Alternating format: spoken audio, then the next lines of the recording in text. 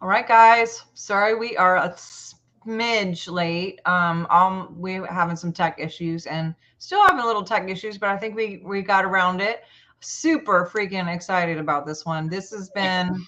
I am like woohoo! This has been something I have always been interested in since a little kid. Growing up in Tacoma, Washington, by Mount Rainier, that was kind of biggie, and of course, I'm a fan of I'm aging myself. The Million Dollar Man, $6 Million Man. So, Bigfoot was on there and all that stuff. But my name is Dr. Sharnael Wolverton Sehon. Welcome to our channel. We're so excited. Craig and I are here. Craig's my co-host. How you doing, Craig? I'm good. I'm really excited about this. I've been following Mike for some time now, and like on his channel, and it's quite mind blowing his content and his work. So I'm really excited. Yes, we're excited to have Mike Paterson here with us and on the subject of Bigfoot, Sasquatch, whatever. I mean, there's multiple names that you can interchange. And with before we get started, I just want to remind everybody, please do your due diligence. Go to swiftfire.org and get on the newsletter. All the love, likes, all the things to help the algorithm. We do have a membership, and we have a membership meeting this Sunday. That's going to be really fun. We're going to have a burn party for New Year's. More information about that. Lily Nova is going to be joining Craig and I, and that's going to be fun. But without further ado, let's get to the nitty gritty here. I want to hear about Mike. Mike, tell us a little bit about you and how all of this happened, happened to you, your experiences. Give us some little background, and let's just go right in. All right. First, thanks for having me on. I appreciate it. And this started back uh, 2008, but it basically started before that. And it also goes all the way back to childhood where I had a sighting at the age of 10. Um, my folks had, we were staying at a chalet for the weekend up north, northeast, a few hours northeast from Toronto. And it was in a place called Denbigh, Ontario. And that's up near Bon Echo Provincial Park. It's a big park, and that it's all bush area basically up there, right? So back then you could. This was a long time ago. Dating myself here, but so this would be over 40 years now. And back then, you could drop your kid off and not be charged for child abandonment. My dad had dropped me off up the road, do some fishing. I remember there was some campground there, like a small campground. People, uh, trailers and campers and that. And I think I was fishing off of a bridge or something. And then it got dusk, so I started walking back. I don't remember how far it was. Couldn't have been that far up the road. Maybe it was a quarter mile or something, or half a mile at the most, I would think. And as I was walking, suddenly I saw, and it's hard to judge at this point in time, but it could have been up to 100 yards up the road, standing beside the road, and I saw something standing there, and as soon as I saw it, it turned and just was gone in the woods at the side of the road there, and I basically freaked out. I ran back to the campground. I told everybody I saw a bear, that I got chased by a bear when I saw my parents and that. But when I went back to the campground, there was some people, like a family, sitting around a fire there, and I can still almost see the looks on their faces. I was pale white. I couldn't get a word out. I was traumatized, terrified, and I couldn't even speak. I finally got the word help out. I remember that, and it ended up the father of the family had driven me back, to where my family was staying. I was there with cousins and aunts and uncles, grandparents, all that stuff. And when I pointed out the spot roughly where I saw the bear, and when I got back, um, I was still pale white. Everybody's like, what happened to you? So that goes all the way back to then. I think there was another incident where I was camped with my father and a friend of his outside of an abandoned gold mine or something in the North Bay region of Ontario here. And I just vaguely remember something pushing the side of the tent in, like poking the tent in the morning. I remember I was asleep beside my dad there, and he was crashed still. And that's a lot more vague. But fast forward to 2007, I was spending a lot of time in the woods on my time off when I wasn't working, with some good camera gear, looking for nature shots. Right, I love being in the woods and looking for animals. I'm always trying to get as close as I can. Right, get those really good shots. And I think the Sasquatch were watching me, and they liked how I interacted, and how I interacted in nature. And then one day I just had this epiphany to start looking for them. And I don't know. At this point, I think they had something to do with that, considering what I've learned since then. So I started looking into the subject, and it was back in 2008 that I'd gone camping up in the Bon Echo area with a good friend of mine. The very next morning, the first morning, I think it was about 8 o'clock in the morning, we heard this screaming going off in the distance. And I've found one video online after that sounded similar, and it's basically a Sasquatch vocal. It was going on and on, right? And that was the very first time I heard something. But then go fast forward to that was very first time I looked for them. So I experienced something. And then the next time was October 25th, 2008. And this is where it really all started for me. And I had been talking with some guy through YouTube, and because of a comment I made on a video. And he invited me to this location. He said, "You want to go, to this spot?" And I, when he told me about it, I was like super skeptical. I'm thinking, there's no way in hell there, like this area. I don't want to say it, but I think about a month went by, and I was back and forth with him a couple times, and then he contacts me. He goes, "Well, you want to do this?" I said, "Okay." So I said, "Let's go Saturday." We met up at noon, and he took me in to this area, doing some tree knocking, that sort of thing. And I remember it was an overcast day, just a slight drizzle, and it was about 4:30 in the afternoon when he picked up a fist-sized rock, and he walked up to a big pine, and he smacked the pine tree 3 or 4 times, I can't remember, and then dropped the rock, and suddenly I heard what sounded like a gorilla chest thump. It was like 3 times, just bang, bang, bang, really rapid, 3 times. Kind of had that hollow coconut type sound, and it instantly struck me as out of place, because I'm in the woods a lot. I thought, what the hell's that? And it's really close. And so I just kind of put my arm up. The other guy's name was Mike too. Just to be quiet and listen. And then suddenly I hear these 3 just massive guttural, really raspy whoops, and they were so loud, they filled the forest, just incredibly loud. And I remember thinking at that time that it sounded like it could speak English. It was that pronounced, that clear.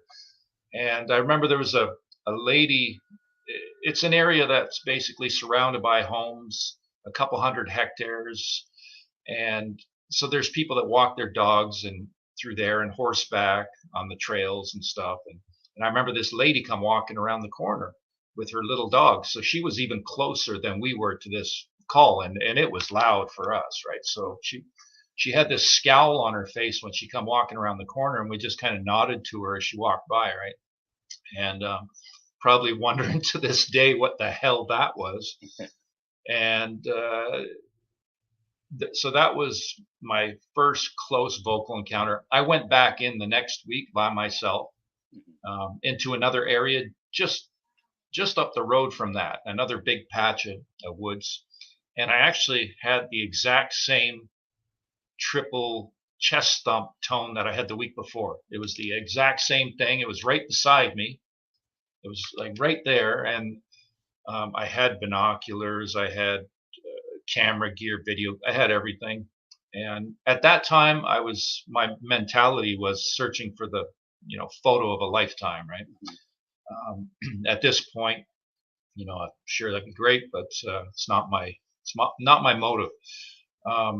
So I ended up having my first strange experience right then. Because next thing, I'm halfway home, or I'm maybe not halfway, but I'm driving home, and I don't remember leaving the woods. It was like my mind was wiped, and I was like, "How the hell did I get here?" Wow. Which it's actually quite common for people to experience this sort of stuff, whether it's infrasound, I don't know, or it's something else that they can do. They're powerful beings with their abilities, as I've learned over the years. But basically, that's how it all got started, and then I spent about the next 4 years frequenting that area. Going in the first year, I think I was in there every weekend. And then I had numerous experiences over that time, and it was almost like I was being trained to get the experience before what was to come 4 years later. And that's when I had a situation pretty much fall into my lap, and I've been developing that, and ever since with a family of Sasquatch here in the Kawartha Lakes region here in Ontario. Wow. Yeah. I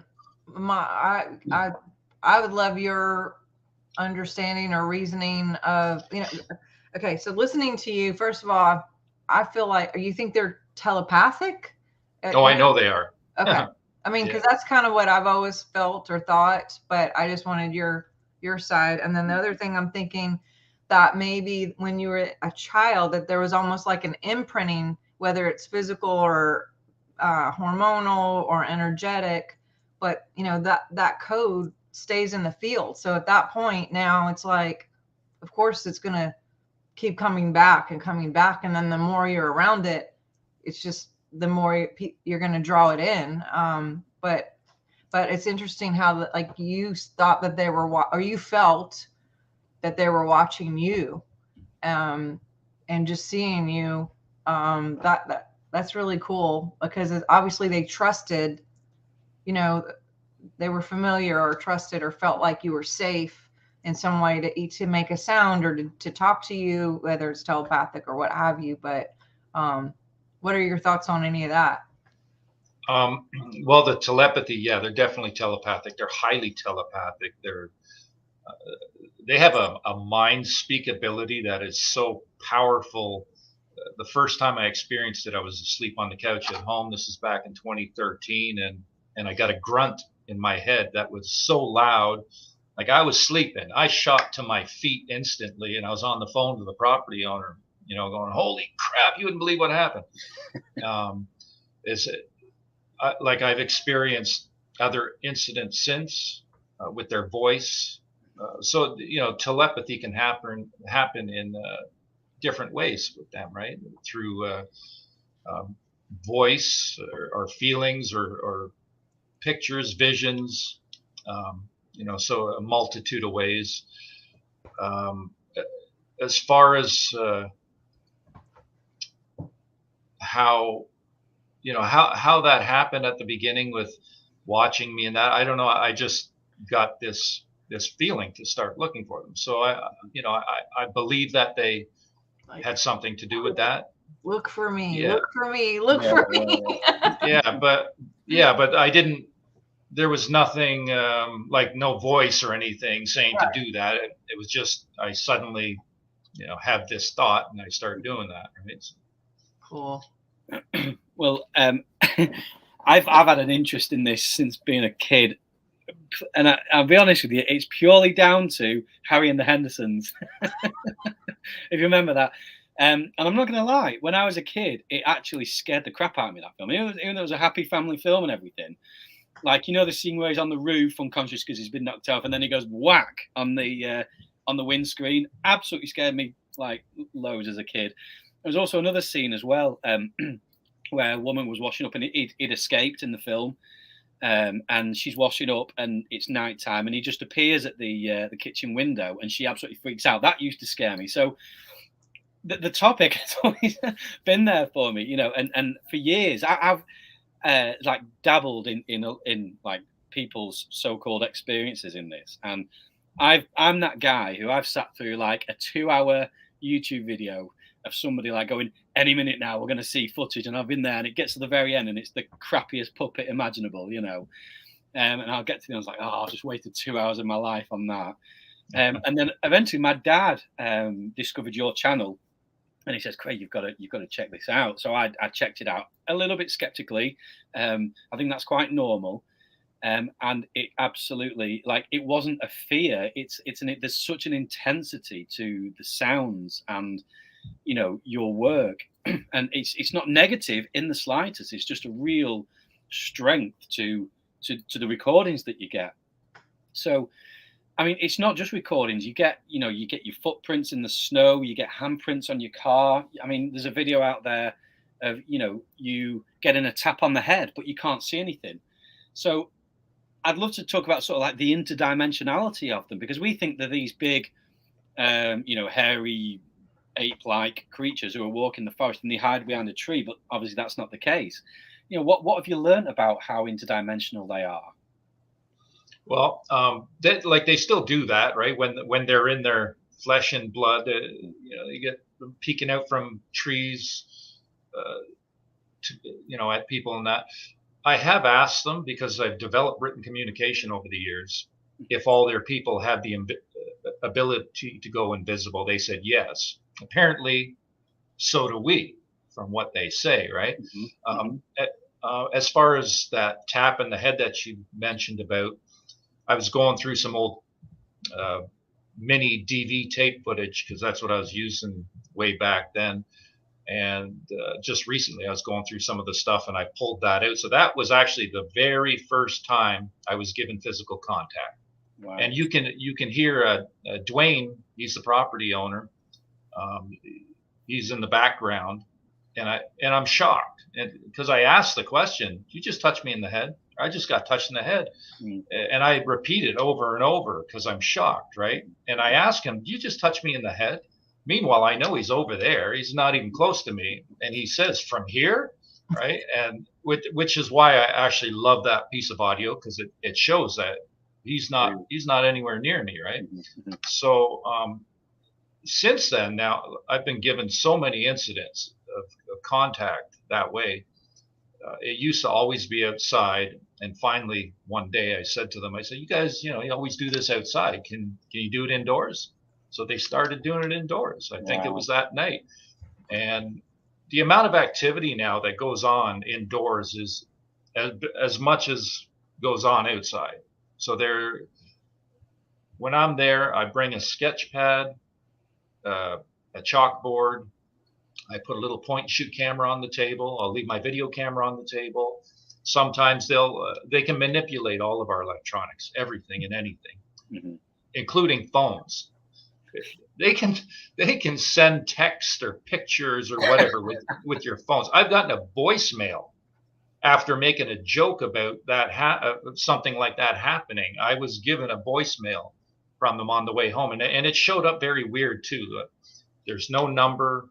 It didn't say private, nothing like that, which it normally would if it was a blocked number. It just no information, just zero information. My phone didn't ring. I just saw the light flashing. What's going on here? And I play it, and I'm like, holy crap, because we were just making a joke about that the night before when we were on location. So this happened on my way home.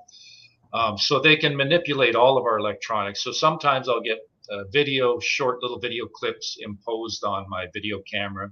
Been given dozens of images put on my camera, dozens of drawings at this point, questions asked, which I use a lot with the chalkboard. So the apports, objects out of thin air, marbles have been prevalent throughout this. It's something that they use to show their presence, basically, right?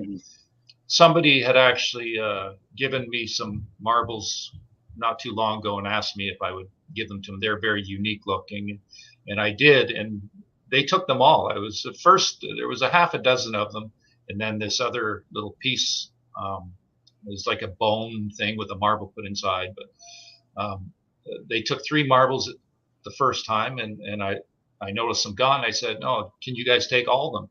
I didn't expect them to, and they did. They took everything, so I was really happy to see that. And that was sitting on the kitchen counter.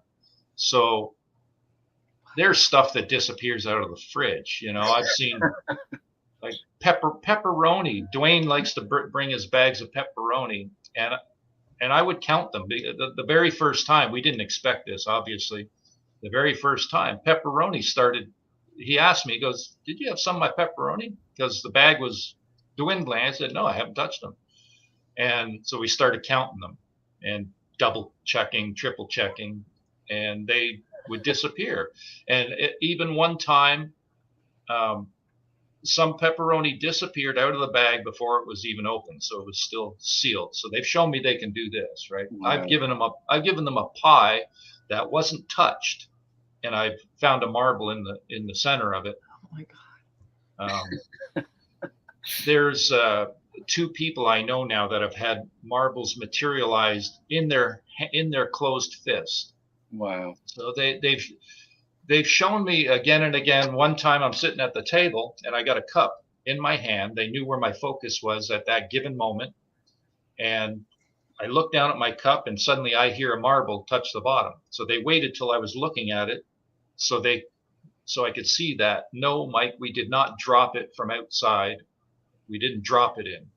They materialized it inside the cup. So they have an understanding of it. They're absolute masters of energy. This is a term I use it all the time. They are they're masters. They're absolute masters of energy. The stuff that they can do, how they can move around. I've had back and forth with the property owner. You know, we've been talking on the phone and that. And suddenly things start happening, and I say, "Hey, tell Neff to come here and say hi." And I've walked out the back door at midnight. I'm in the woods here, so there's nobody back there at midnight. And I step out the door. I walked about 30 paces, and suddenly I get just 2 loud wood knocks, maybe a couple 100 yards away. And there's been incidents that have happened here. I've moved 4 times since this started back in 2008, and every place that I've been, the activity has followed.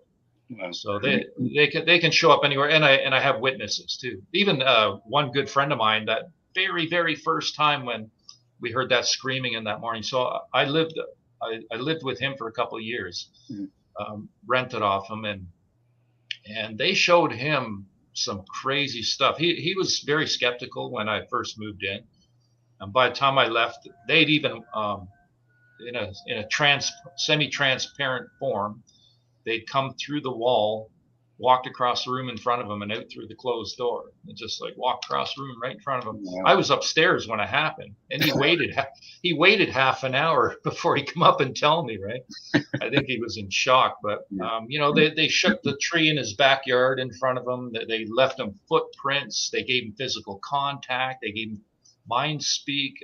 Took all his cigarettes in his pack. They flipped them all upside down. A little, there was all kinds of little. They're very, very humorous, right? A lot of humor. So, well, one of the things that strikes me about your work and your channel is how sacred this is to you. That you've developed a relationship with them. You know that you actually call each other by name. And I don't know if people caught that. You just referred to him as Neff, but how did you learn to exchange names? Like, how did that come about? I know it's all on your channel, but just briefly, like when did that happen? And what is his name? Nefertia. Nefertia is his name. Neff. So when this started, I knew it got to a certain point, they're watching, right? Mm-hmm. So we're standing outside the cottage there. I would pat my chest and say my name. I did that for months. It's Mike. I kept doing it, over and over. And I think about, it was 8 months of visits.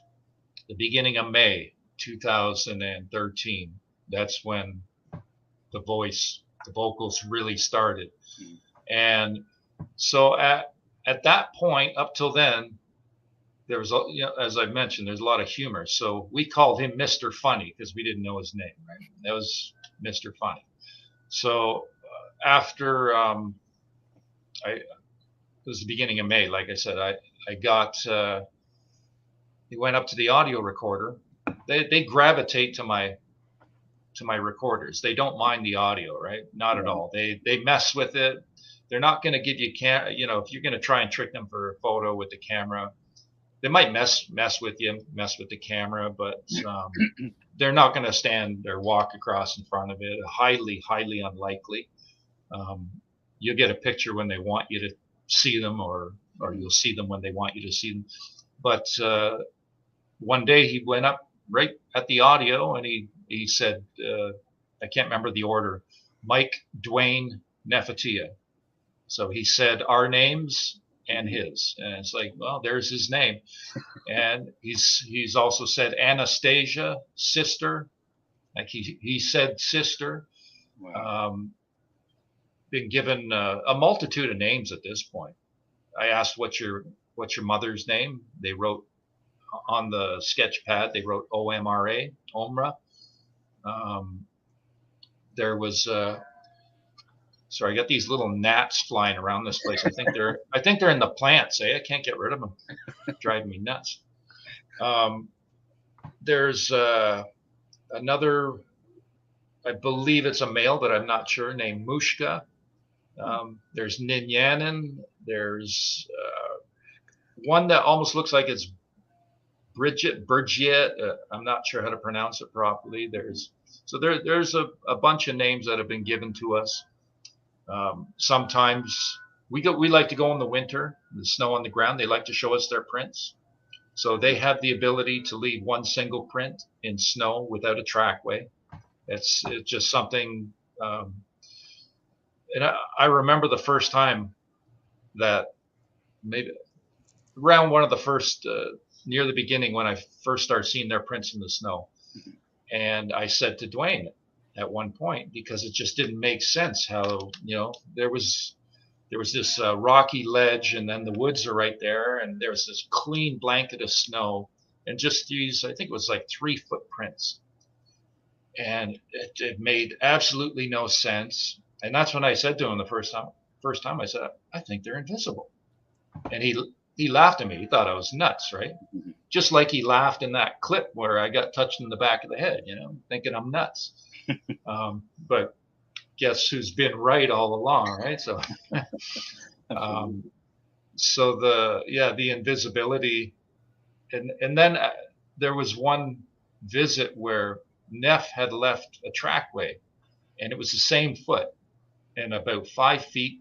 I can't remember if it was left or right. I'll say left foot, 5 feet, left foot, 5 feet, left foot. And I'm looking at it, and I'm like, how the hell, what's going on there? He's not jumping. He's not hopping. There's no impact in the snow, right? And it took me a while, but I finally figured out he's just walking normal and choosing to show that print. We've been there, like we'll come outside all the time and we'll scan for prints because they give us prints all the time, right? I'll document, take some video footage, some measurements, and then rub them out because there's other cottages around there. So, I don't want anybody coming by. We don't tell anybody what's going on. Yeah. We keep it quiet. So done pretty good for 10 years, although people have infiltrated and, trespassing, all that, but whatever, I'm not going to get into that. Mm-hmm. So, like there was one visit where we scanned the area. I checked in front of my car and all that, and nothing there, all clean snow, and except our footprints are around there too. And then I look again seconds later, and suddenly there's a single 18-inch footprint. So that's probably at least 10 feet tall, right? Yeah. So, and then we're standing beside my car, and Dwayne's looking around, and he tells me, he goes, don't step back. because as I was standing there, one of them had placed a footprint right behind me. Yeah. I can't remember. I think I might have. There was one time I got poked in the side. Oh, that was. We would be sitting outside in chairs. So basically, his cottage sits on a lake, and on the side with the road is just a small 1-lane gravel road, and then on the other side of that road is his property continues, and it's all woods, and it goes up a fairly steep incline, levels off maybe I don't know 100 150 feet up, and it flattens out there, and all the properties, like the other cottages, their properties are divided, but all the forest is basically owned by all the people that have those properties there, right? So it's actually in a very good spot. It's a dead end area that so if anybody comes in there, it's, you know if somebody's trespassing, Yeah, pretty much. absolutely, So Well, I'm curious, Craig. I know you have some of the audio, and I want to make sure we get to hear that, because this is going to go by pretty fast, and I want to be able to talk about what we hear. So, do you mind sharing that, Craig? Do you care? Yeah, absolutely. I mean, all I was going to say was, all right, let's just get rid of that.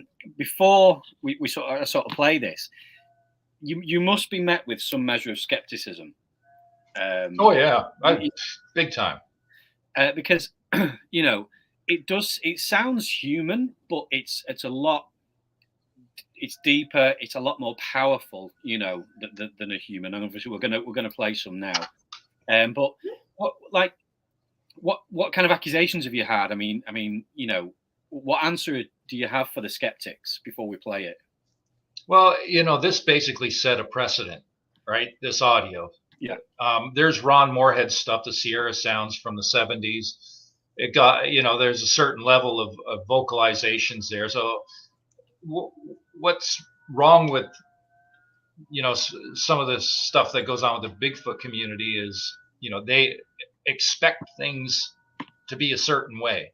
Right. When with this, you cannot have expectations. They are so advanced in their consciousness and that. So it got to a level where, he's speaking English and he's calling my name. And so the vocalization, I've been called a hoaxer and I'm faking this. And, that never stops. Right. And it got to a point where Dwayne actually came out and said, oh, it's a hoax. He was just to make the trespassing stop. Right.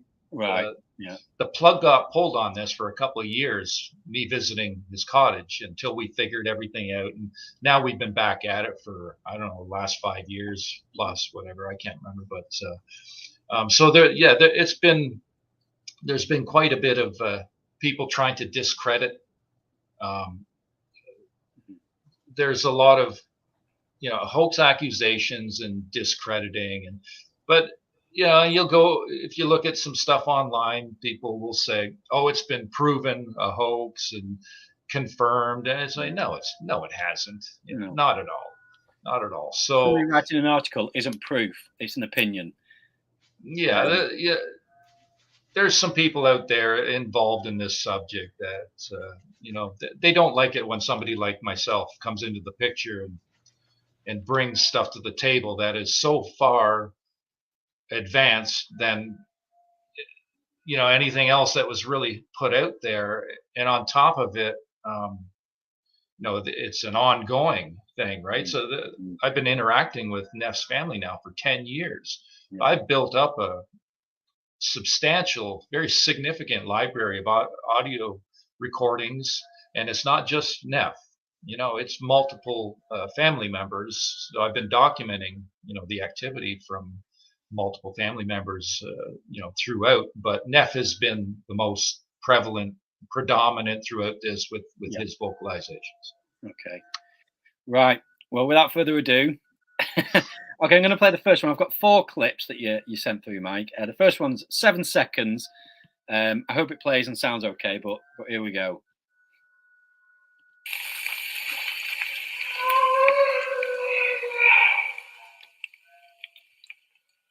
May as well do it twice, eh? Yeah, I'll do that again just so people can hear it.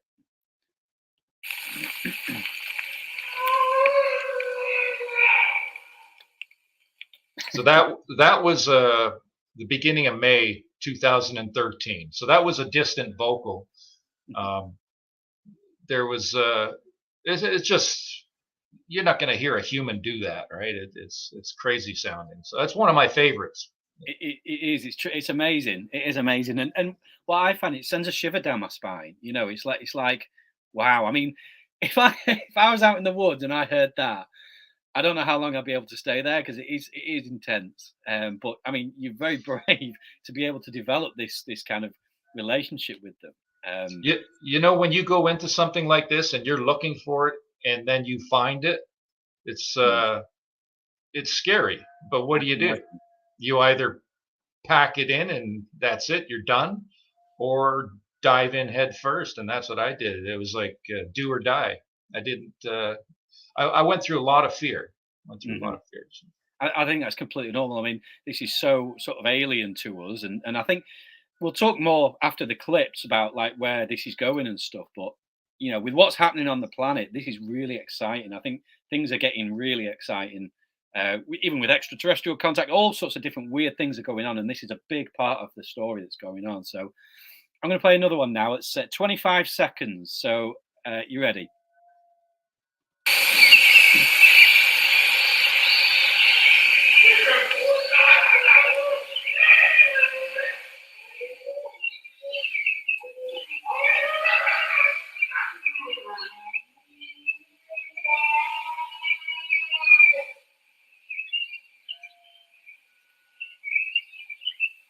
That's it.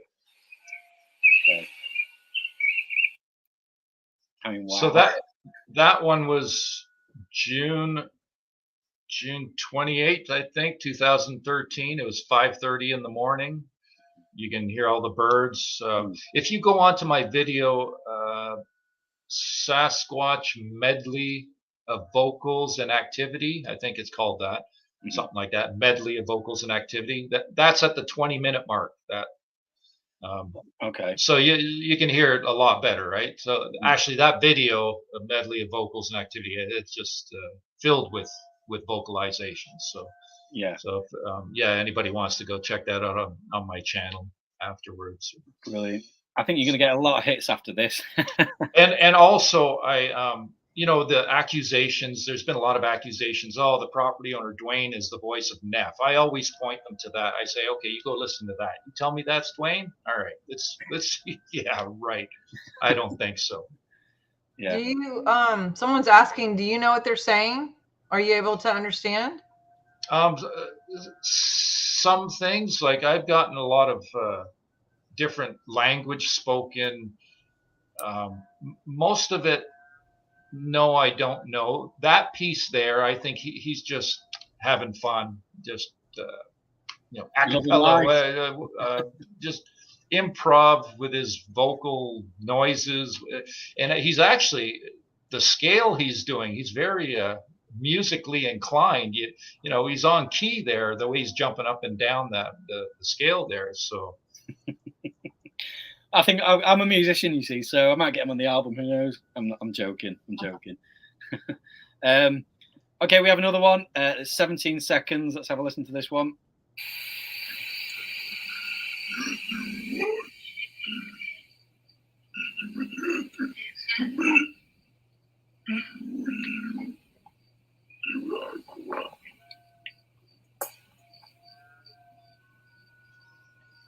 there's actually Can you play that again? Can I play it again before we go into it? Because this sounds very close to wherever your microphone was. This sounds. But before you play it again, though, I'm just going to say there's two voices there speaking simultaneously. That's what I thought. I was always trying to. It seemed different. Okay. Right. Sorry. Okay. Try again. Here we go.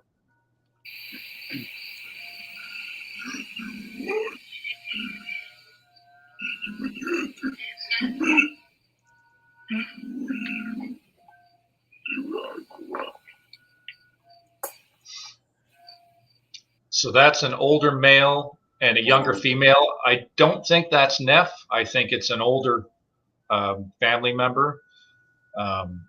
So there's and I said this too. If you spoke to one of the children on the phone, you would not be able to tell the difference between them and us. That's how human sounding they are. Wow. It's just like, it's as they get older and that chest cavity gets bigger, right? It's the vocals for me are my favorite. They're absolutely fascinating. I never tire hearing them. Like I said, sometimes I'll like I said, I put the channel on and I just go through all your old archives, just listening to it. It just does something to me. It's just like, this is amazing, Okay, we've got one more, 16 seconds. Let's go for this one.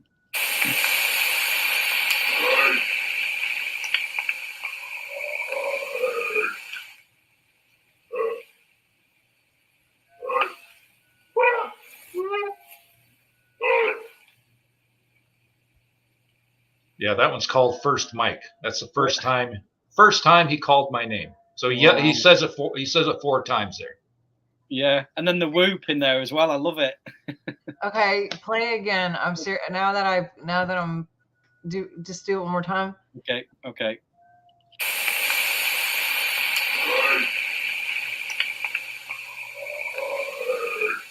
my God.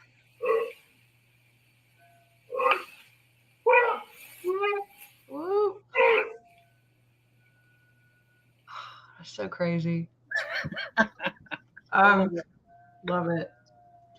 Wow. It is gobsmacking. I mean, what can you say about that? I mean, it's just if people want to hear more, they've got to go to your channel. I mean, you do a lot of videos of Q&As. A lot of people ask you questions, and you honor that and you answer as many questions as you can, because obviously this is not normal, but this is something sort of that we need to realize is going on. So that's kind of where I want to go next is where's this going, and what's the kind of the point of this, do you think? First of all, let me just say there's a couple of videos just so people can find things easier. Above and Beyond is one that has a really amazing vocal piece at the end where he actually says, "We love you." There's Habituation Denied and Confirmed. That has about a half hour medley of vocals, one after another.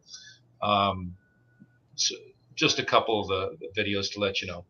So as far as where this is going, they are still as elusive as they have always been since day one, even though we've had a continual showing of their presence and their magic, what they're capable of. There's communication, written and verbal and telepathic incidents that happen. I had an incident years back where I woke up, I was fresh awake, I was still laying in bed, and suddenly I had this image in my mind, and it wasn't me, because it was clearly telepathic, and it was like dozens of them of Sasquatch walking all in the same direction across an open meadow, and it was followed by the words, "Soon your people will know." And to me, it was clear that they were saying, your people are going to know about our people, right? So I've since watched this unfolding. This subject was nowhere near like it is when I first got involved. Anybody talk about the paranormal, you're shot down, ridiculed, and most people, they'll just, I'm done. They can't handle it, right? I've been put through a lot like with that, but the amount of supporting evidence they have given me, it's just fantastic. They never stop. They have continually given me that support, so it's enabled me to be able to stand up and share this truth, right?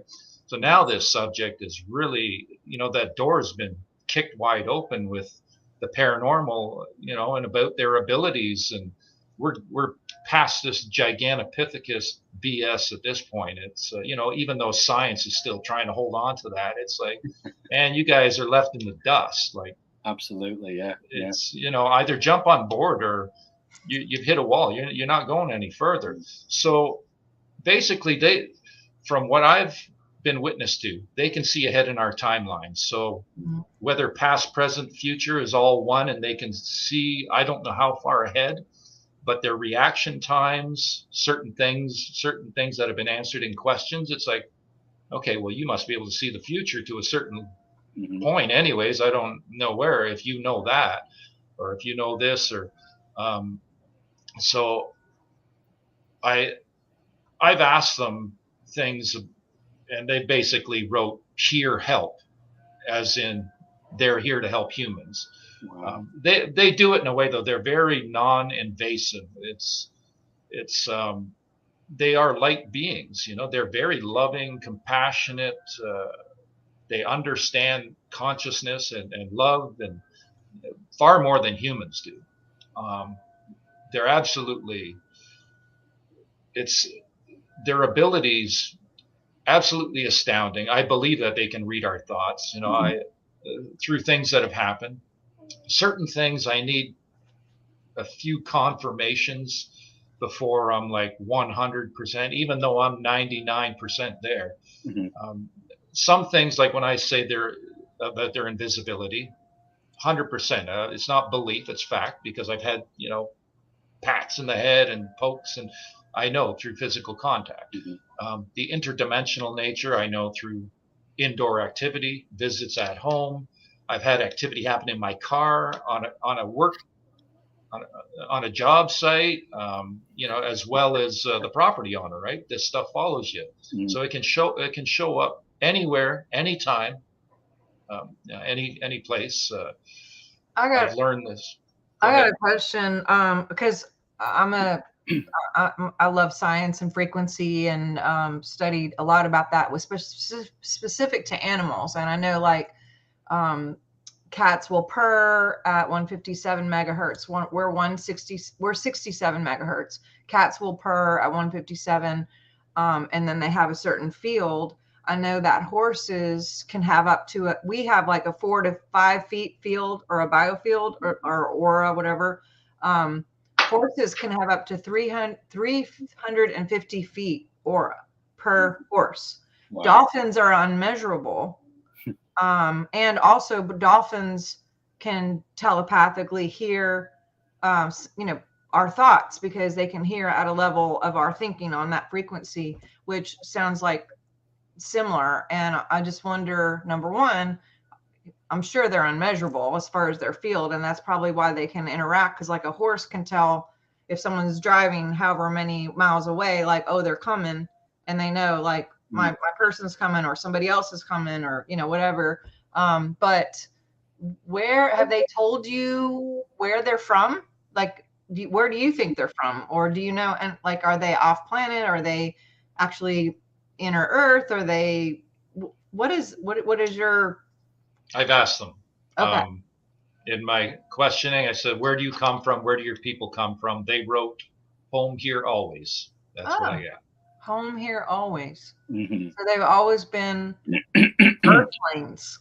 I've asked them, "Are you the first people?" And they said yes. What? Now I've heard this, that there is a theory out there that we are genetically related. I'm not saying that's true. I'm just saying it's something I've heard, that there is a genetic connection there, and that the apes that they say we're connected with are actually these. What do you agree with that, or would you say that's nonsense? Well, I've learned that some humans have their DNA, not all humans, because I don't. I've asked them that. There's something else with me, but so there's some humans that have their DNA, and according to studies, they have human DNA. So I believe they are our true ancestors. And I think there's some people in higher positions up in the science community that are well aware of this.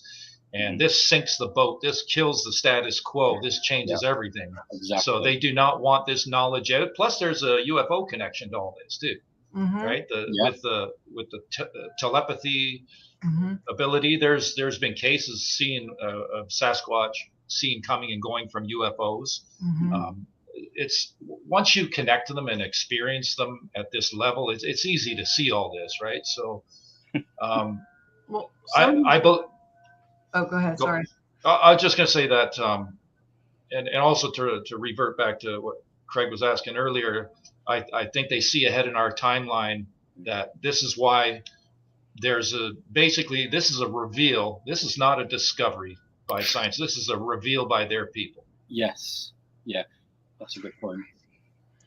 Yeah, I mean, human, like on a scale of consciousness too. That's a whole scalar wave thing, and most people don't score too great. They're usually around 200 or less. Most of the population on the Earth are less than 200. About 3% are in the 200 and above range, which sucks. But love is at 500. Jesus bats 1,000. And and then we've studied off planet to be like 7,000, 10,000, what have you. I bet you these guys are like way above us in that arena. And then what, did we just get dumbed down, or what happened? It seems like it. Yeah. Like, so how did we get from there to here? Like, how does that happen? I don't know that. I've been trying to get some intel on our origins, but they don't answer all my questions, and sometimes I have to change my questioning. For instance, I asked them, how did I word it? How long do your people live? And they didn't say anything. So I changed my written question. I speak it out loud and I write it at the same time, so I know they're right there. So I changed my question to, do your people live longer than 200 human years? And they wrote yes. So that could be 1,000 for all I know, but I got at least 200 years. I threw 500 and 300 at them, and they didn't respond to either one. So but they're I think they're pure beings, right? So they're spiritual, they're biological, they have a flesh and blood body. They are, they can do, there's yogis, human yogis that have displayed similar traits that they can do, but Sasquatch are, far above and beyond. Right? Yes. 100%. Yeah, I agree. I mean,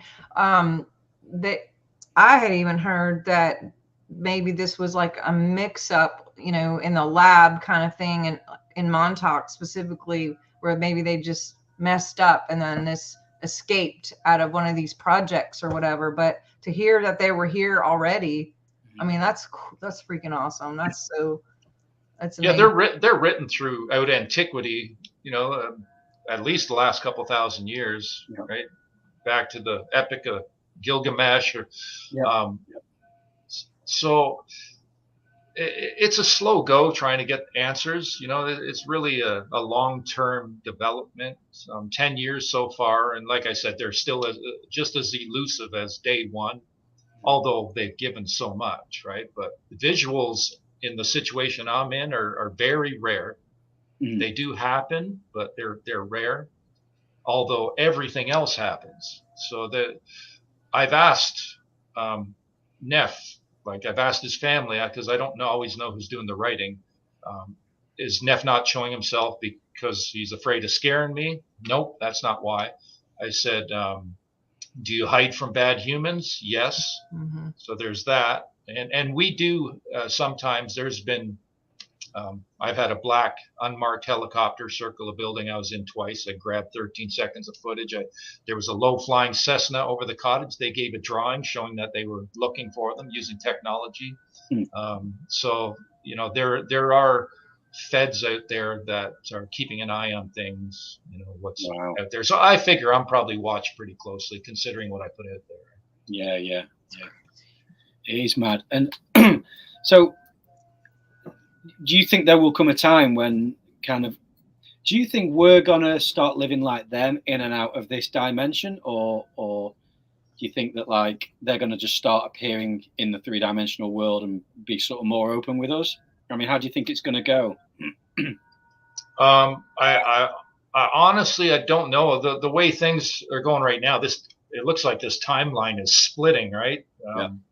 Just the insanity that's going on with this globalist agenda, and then and then there's those who are awake, and it's really divided the population big time. So whether that's going to continue to split and a certain group goes maybe into another dimension, for all I know, there's been Mayans, throughout history, like whole civilizations that they're just gone. They have no understanding of how they disappeared, right?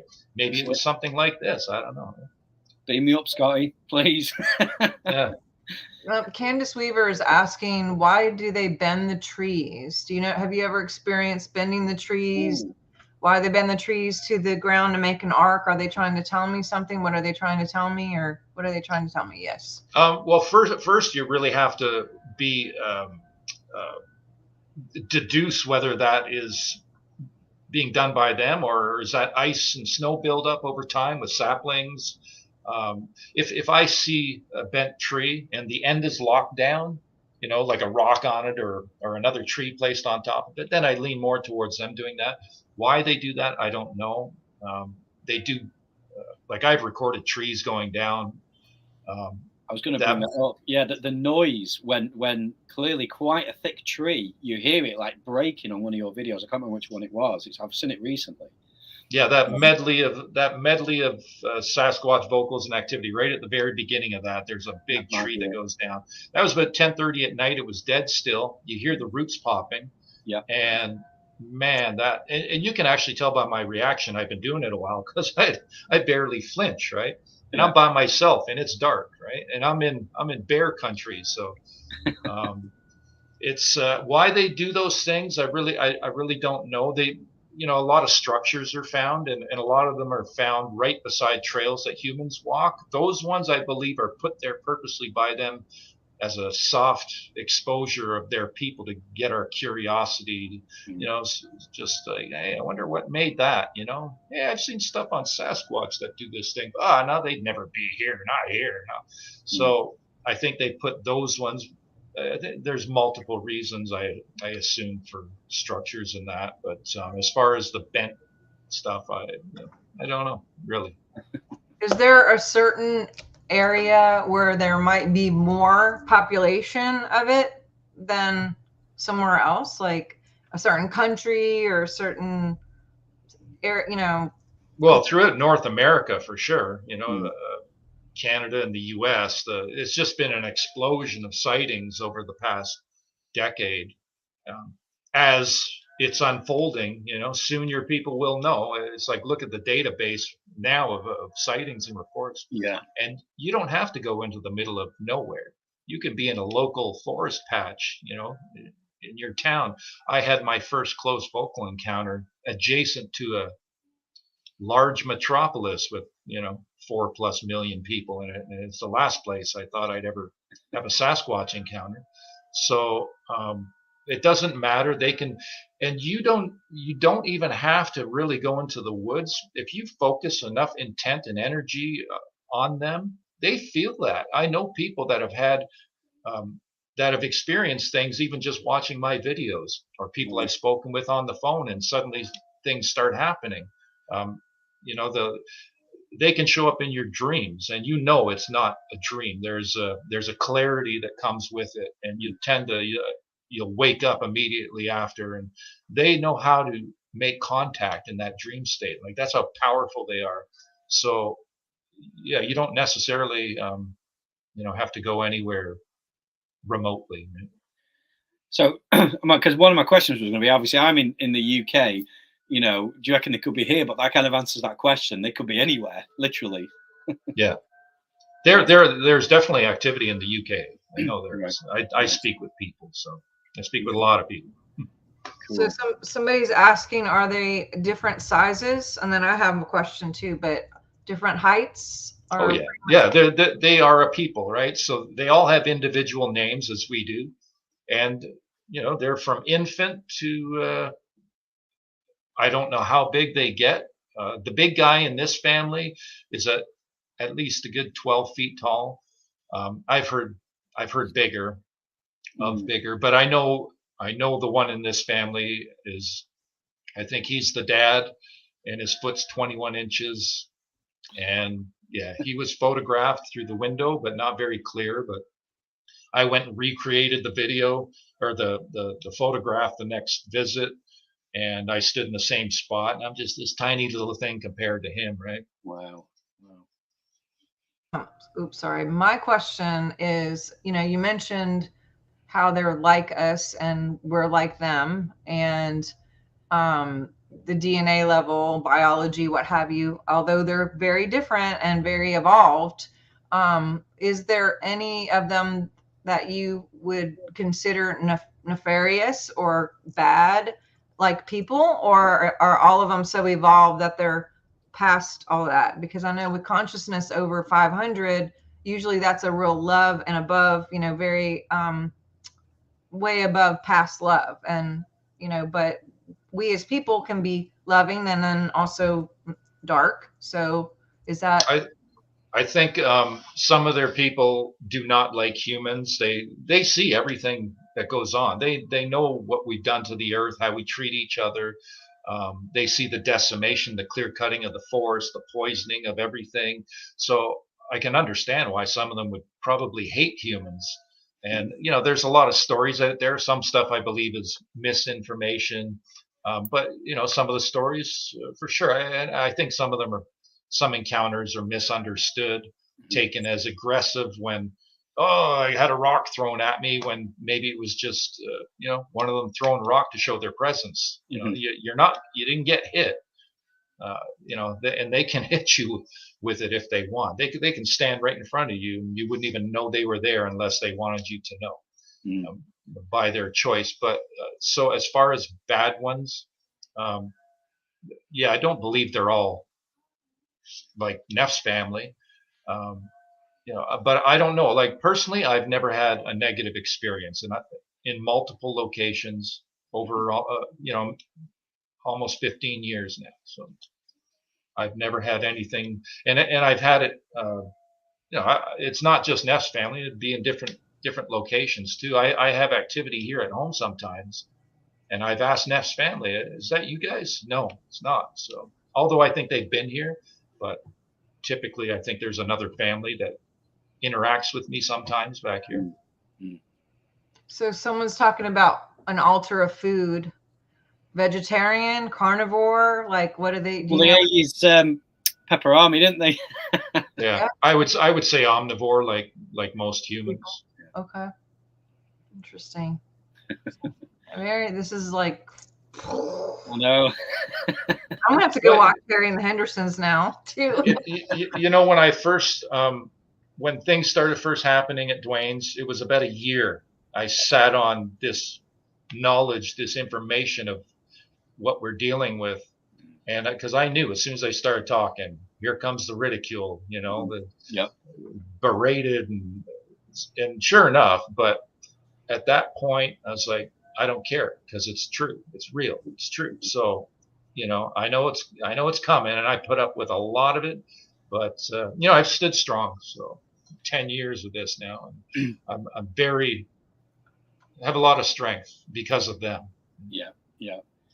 I think that definitely shows on your channel as well. Because I think when I shared this on Facebook, I knew that there'd be some people sniggering and some people thinking, oh, they've lost their minds or whatever. But that's kind of what this show's about. We explore all different avenues of reality and the weird and wonderful. I mean, I've always been attracted to the weird and wonderful, angels, aliens, Bigfoot, like I say, since being a kid, I've been fascinated by this stuff. And it's so good to see a channel with such authenticity, and there's no hype. You don't hype this stuff up. You just present it as it is. Like, you're not capitalizing on it. You're not making a theme park on it or anything like that. And I think that's probably why they've chosen to make contact with you and do the way that, contact you the way that we have, is because you have that integrity and the heart. Yeah. And it really shows on your channel. So please keep going, keep doing the good work. And if they ever want to pay a visit, they're more than welcome to the UK. Well, when I first started putting this out, I didn't turn the ads. Like, I have ads, I get some ad revenue from YouTube, who are a bunch of crooks, but for the first 5 years, I didn't, because I knew I would just listen to the squad. Oh, you're just doing it for money, blah, blah, blah. It's like, no, man. So I didn't even turn anything on for 5 years. And then it got to a point. It's like, well, I could use a little bit of help. So, but that's not my motive. I've always done this because it's for me, it's a truth that breaks the system. That is why I do this. I do not like this system. I despise it. Amen. It's run by criminals. It's manipulated by criminals, psycho billionaires, and in every aspect, everything. So this breaks it, and that's why I do. Absolutely, that's brilliant. I love it. I couldn't agree more. That's so cool. Yeah. Well, we're past the hour, but we could go forever. I mean, I could go forever, but how can people find you? Well, first of all, you guys who are watching, please continue to like, love, share this, because you never know who would see this and it sparks some kind of memory or an awakening of some sort. Some kind of something on a frequency level, or even hearing that the audios for me was like, whoa. It does something to you. Yeah. Definitely share away. And then also just want to shout out, thank you to all of our partners. He was talking about help. For those of you who are partnered with us, thank you so much for all your support to help us to continue to do this. And, again, Sunday, we're meeting up at noon to have a little, our first meeting in January of 2023. But for those of you who are more interested in Mike's work, which I really please go to his channel and look more into his stuff. Mike, can you just share verbally? I'm going to put all the links and everything, but how can people find you? Where's the best place for people to see whatever you have and all the evidence and anything else that we weren't able to share in this short amount of time? Okay. Well, I have my channel, Sasquatch Ontario. There is an organization called Ontario Sasquatch that has nothing to do with me. In fact, I made Sasquatch Ontario out of spite because I can't stand the way they do things, right? So I flipped it upside down, and that's what it is too. It's completely opposite of what they do, right? So Sasquatch Ontario on YouTube. There's an old channel with just a few videos. That's not that one. My main one has, I don't know how many it has at this point. It might be, I don't know, 75, 100 videos. I don't even know them. I don't even know them. So there's Sasquatch Ontario on YouTube, or sasquatchontario.com I have a website that I don't keep as updated as I should. I'm basically one guy doing all the work here, putting all this stuff out there, right? So I do work with the property owner, but he doesn't really have anything to do with all this stuff that I'm putting out. He's quite a private guy. So, but yeah, you can Sasquatch Ontario at yahoo.ca for Canada. An email if you want to reach out to me as well. Awesome. Amazing. Well, if I ever find myself in Canada, I'll send you a text or an email. All right. But, like I say, it's I really appreciate your integrity and keeping this as a sacred work, which is exactly what it is. So thank you so much, and please keep going, and we support you fully. I agree with everything, and I'm just really so honored that you would even share time with us and space with us and all your adventure here. And I'm sure there's going to be tons of people who watch the replay and get inspired and maybe go on their own little path of their journey to have their own experiences. I mean, it sounds like they want to communicate. I mean, but also they're very choosy, which they should be, because you're right. I mean, I'll drive up, and I when I see litter or anything else, I'm just like, oh my God, like, did these people not watch the Indian cry in the commercials that I grew up in, and they did the Smokey the Bear as well? Why people drop litter in nature is just beyond me. I don't understand. It's like, where do people get this trash can is everywhere idea? I don't. It's whatever. But maybe it's the Girl Scout military in me or whatever. But anyway, so yeah, I would just continue to follow his work. Share this, and I really, really so humbly thank you, and so honored that you've actually kept all this together where people can even see it, because obviously there's probably people out there who have their own experiences, but you're documenting things so well, you know, in order to have like one area where people can just go and jump in and really get some good information. So there's so much that I have missed though, because there's so much that goes on. I can't stay on top of it. Otherwise, I wouldn't be having a good time. Right? It's just, you know, when we're there on location, it's very intense, and there's a lot of stuff I've probably missed over the years. But they are very they choose who they connect with, and they can show up in very subtle ways. If you're walking a trail and it's dead still, and suddenly you hear a big branch go crack really close to you, there's a very good possibility you have a Sasquatch that just showed you their presence. Wow. If we don't like poop our pants over it, we probably will.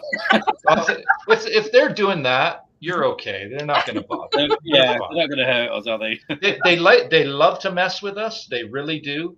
And some things would scare the hell out of a lot of people, but I think they get a kick out of it. You know, some of the stuff I've been put through, so that they do have a lot of humor. So just understand that they are very lighthearted people. You know, people. So, yeah. You call them people.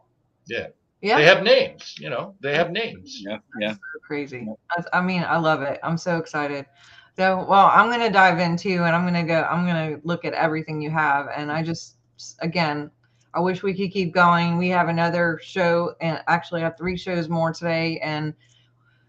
But I'm just stunned with this. And you, more than anything, I'm just your pure heart and just the essence of you and meeting you. And I could feel it. I'm sure everybody else can feel it too. It's very tangible what you carry.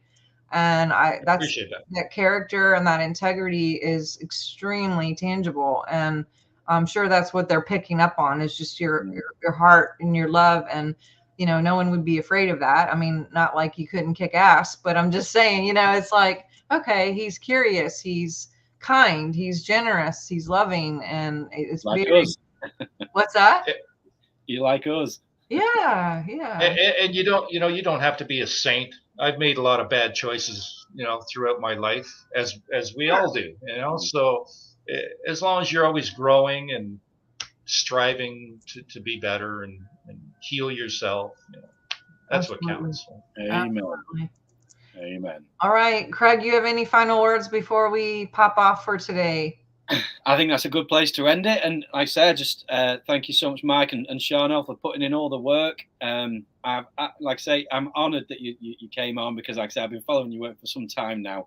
And it's great to meet you, great to chat. Thank you very much. Appreciate that. My pleasure. You know, thank you very much for having me on. I appreciate it. Thank you.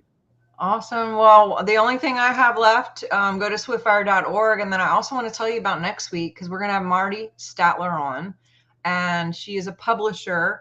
And if any of you have ever been interested in writing your book, whether it's about Bigfoot or the paranormal or your life or whatever it is, we're going to sit down and talk about how to do that, the ins and outs, and just the ways to get started and do that. And I think it's going to be a fun show. So every Thursday we are here at noon, and I would love for you guys to join us, be a member. If you don't want to be a member, you can help us out other ways by hitting that like button, sharing. You could subscribe, tell other people about it, that kind of stuff. That helps us tremendously too. So thank you so much. You guys have a wonderful, beautiful day. Thanks again, both of you. Love you both, and love all of you watching. Thank you so much for your beautiful comments and your questions. It was awesome just hanging out with all of you today, and we'll talk next week. We'll see you next week. All right. Later. Bye. Yeah. Bye-bye.